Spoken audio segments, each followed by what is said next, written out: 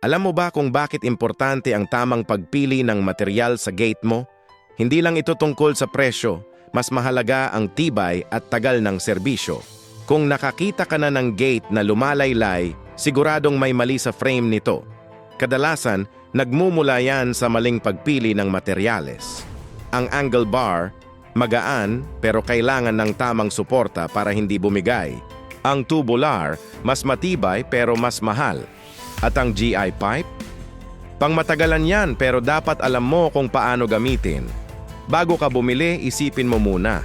Gaano kabigat ang gate mo? Ilang beses bubukas at isasara sa isang araw? At higit sa lahat, kaya ba ng poste mo ang bigat nito? Nakatulong ba ang tips na to? I-share sa comments kung anong material ang ginamit mo sa gate nyo.